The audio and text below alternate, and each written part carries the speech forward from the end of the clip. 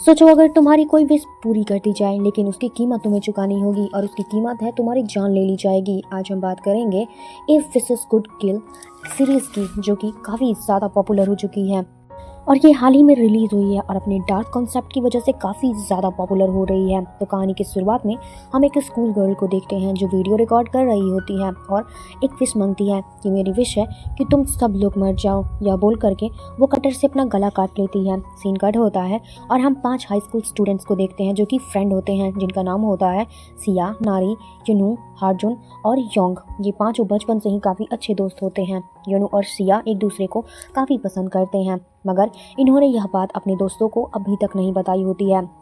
सिया को हाजुन भी पसंद करता है और गानों को नारी भी पसंद करती है और यह सब बचपन से ही चल रहा है, कंटिन्यू है। ओके, तो हम लोग अब क्लासरूम में आते हैं और बात करते हैं योंग को, जो कि बताता है कि सिया और गानो एक दूसरे को डेट कर रहे हैं। यह बात वो जाके हाजुन को बताने ही वाला था कि तभी क्लासरूम में टीचर की एंट्री होती है और एग्जाम के 2 टॉपर्स को अनाउंस किया जाता है, जिसमें से पहला नाम तो सभी को पता था कि हाजुन ही है, वाकई में भी था और वो बचपन से ही काफ़ी ज़्यादा स्मार्ट था। और अब हम दूसरा नाम अनाउंस करने जा रहे हैं, जिसका नाम होता है योंगबुक। और ये सुन करके सभी लोग शॉक रह जाते हैं क्योंकि वह पढ़ाई में बिल्कुल भी अच्छा नहीं था, तो वो टॉप कैसे कर सकता है। खैर, इसका रीज़न वो खुद बताता है कि वह अपने दोस्तों को बता देता है कि उसने एक ऐप को इंस्टॉल किया था और अपनी विश मांगी थी कि वो एग्ज़ाम में टॉप करें। लेकिन इस बात पे कोई भी यकीन ही नहीं करता है और उसकी बातों पर हंसने लगते हैं और जाने भी देते हैं।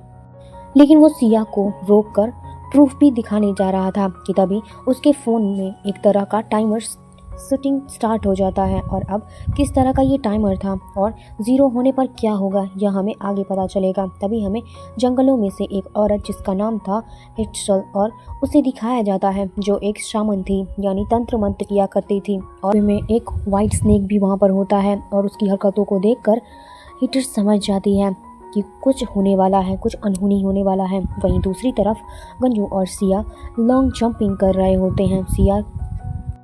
सिया तो चैंपियन थी इसमें, पर गनु इतना अच्छे से नहीं कर पाता है। और अब टेस्ट रूम में सिया को उसकी कोच बताती है कि उसे इन दोनों के रिलेशनशिप के बारे में पता है और यह भी बताती है कि सिया का सिलेक्शन नेशनल टीम में हो चुका है, जिससे सिया बहुत ही ज़्यादा खुश होती है। स्कूल टाइम ख़त्म होने के बाद योंग को सिया की कॉल आती है। वो उससे कुछ बताना चाहता था पर वो किसी से बुराई कर रही थी योंगुक को, और वो ऐसे ही कॉल कट हो जाता है, जिससे मानो कि वो टूट जाता है क्योंकि उसके ही फ्रेंड जो बचपन से फ्रेंड्स हैं वो उसके बारे में अनट सनट बातें कर रहे थे, जिसको सुन के उसका हार्ट ब्रेक हो जाता है। यह सब सुन के वो फिर से उसे कॉल पर कॉल किए जा रहा था पर कॉल पिक नहीं हो रहा था।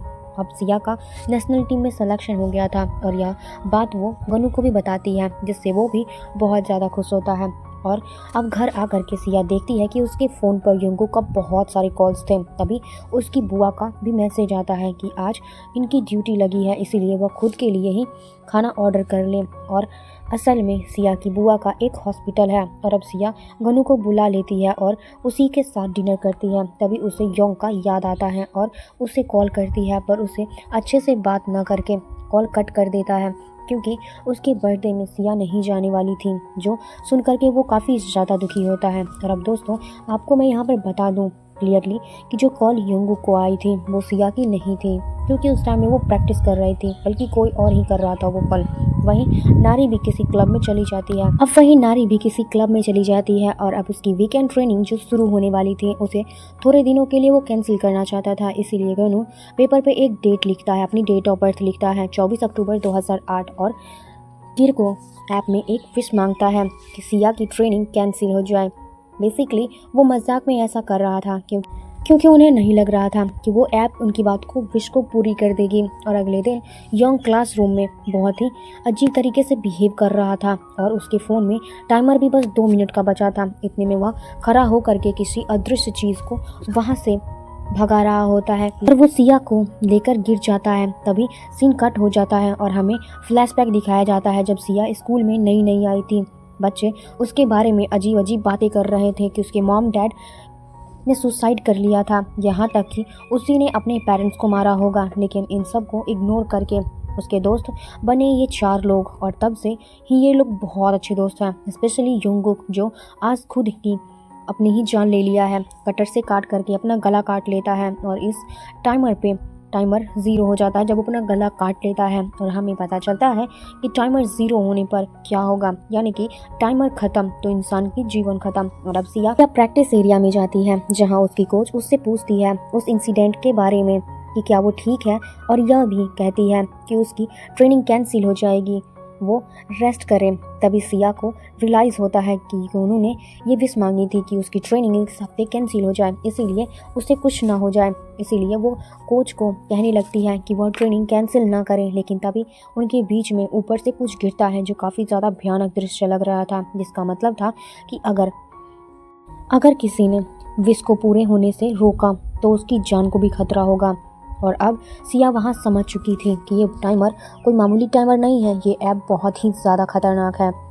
टाइमर आने का क्या मतलब है, क्योंकि उसने योंगू के फ़ोन में भी यही टाइमर देखा था। सिया भाग करके गोनू के पास जाती है और उसे पूछती है कि टाइमर आया क्या, लेकिन गोनू को गिरिगो की तरफ से पहले एक मैसेज आता है कि आपकी इच्छा पूरी हो गई। वह देखती है गोनू के फ़ोन में भी टाइमर अब स्टार्ट हो गया था। हाजुन और नारी भी वह वीडियो देखते हैं जो उन्होंने विश मांगते हुए बनाई थी, लेकिन नारी को अब भी यकीन नहीं हो रहा था और अब इन चीज़ों को बकवास कह रही होती है। हाजुन उस ऐप को डिलीट करता है, फ़ोन के रीसेट करता है, लेकिन तब भी वह ऐप वापस आ जाता है और टाइमर भी कंटिन्यू रहता है उसी टाइम पे जब चल रहा था, अपने टाइम पर चल रहा था। इसीलिए वो सब लोग डिसाइड करते हैं कि शाम में वो सिया के घर जाएंगे जहां अर्जुन अपना लैपटॉप लेकर के आएगा और उस ऐप के बारे में रिसर्च करेगा। सिया और गनु एक ही बिल्डिंग में रहते थे। घर पहुंच करके गनु को सिया की कॉल आती है, ठीक वैसे ही जैसे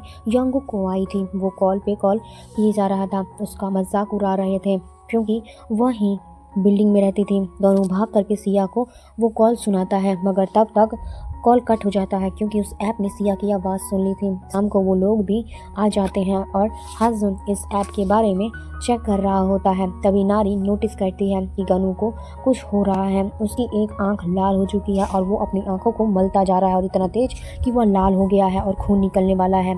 वह बहुत ही ज़्यादा डर जाती है और वो देखता है किसी और की तरफ जो कि वहाँ पे दिख नहीं रहा था, यानी कि सामने किसी तरफ देख रहा था, जिसे देख करके नारी वीडियो को भी बनाने लगती है। और इसके बाद गानू पोजेस हो जाता है और इतना ज़्यादा गुस्से में आ जाता है कि हाजुन को हवा में लटका देता है गले पकड़ के और उसका गला दबा करके उसको मारना चाहता था।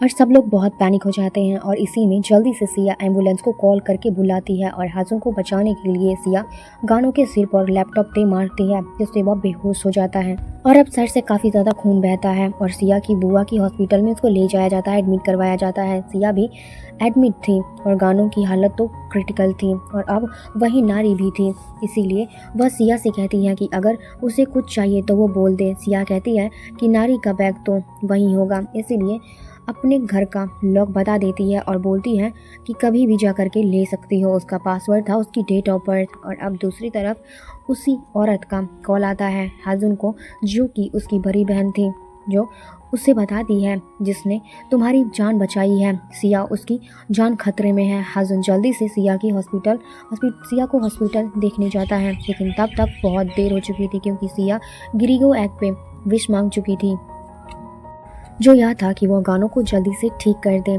क्योंकि उसकी हालत बहुत ही ज़्यादा क्रिटिकल थी। जैसा वह पहले था वैसे ही हो जाए। वो विश करती है, विश मांगती है। वह मरने ही वाला था लेकिन उसकी जान सिया बचा लेती है। लेकिन तभी सिया का टाइमर स्टार्ट हो जाता है, यानी कि अब वो भी मर जाएगी टाइमर ख़त्म होने पर। और नारी जाती है सिया के घर पे और गनु के फ़ोन का टाइमर देखती है जो रुक चुका था, लेकिन उसके पास एक और टाइमर चल रहा था। और अब यह फ़ोन किसका है और नारी के पास क्या कर रहा है यह हमें आगे पता चलेगा। तभी दूसरे फ़ोन का टाइमर भी रुक जाता है और अब ऐसा कैसे हो सकता है, टाइमर के रुकने की क्या वजह थी। खैर अब हाजुन सिया को अपनी दीदी के पास ले जाता है और इन सब में मदद करने के लिए कहता है। वह जंगल से होते हुए जाता है लेकिन बीच में ही रास्ता बंद हो जाता है, इसीलिए आगे उन्हें पैदल ही जाना पड़ता है और वो एक दरवाजे पर पहुंच जाते हैं जहां हिट सेल रहती है। लेकिन वहीं खड़े होकर के पहले हाजुन सिया को सबसे पहले यह बताता है कि यहाँ एक आदमी रहता है, यानी कि रखवाली करता है, और जब भी मैं आता हूँ वो मुझे जाने नहीं देता है, अपनी बहन से मिलने भी नहीं देता है और बुलाता भी नहीं है मिलने के लिए। मुझे क्या कह के बुलाता है। तब तक दरवाज़ा खुलता है और वही आदमी हाजुन को साले साहब कहकर बुलाता है, और आदमी का नाम होता है बांगुल। यह हिटर्स का फैन होता है और इस बार वो उन्हें अंदर आने देता है। तभी सिया को गानों की कॉल आती है, कहता है कि तुम कहाँ हो और मुझसे मिलने के लिए क्यों नहीं आई। अब मैं रिकवर हो चुका हूँ, इसलिए आओ मुझसे मिलने या फिर मुझे बताओ। तो उसे 3 दरवाजे पार करने को कहती है, वो भी बिना पीछे देखे। अगर उसने पीछे देखा तो वह भी पीछे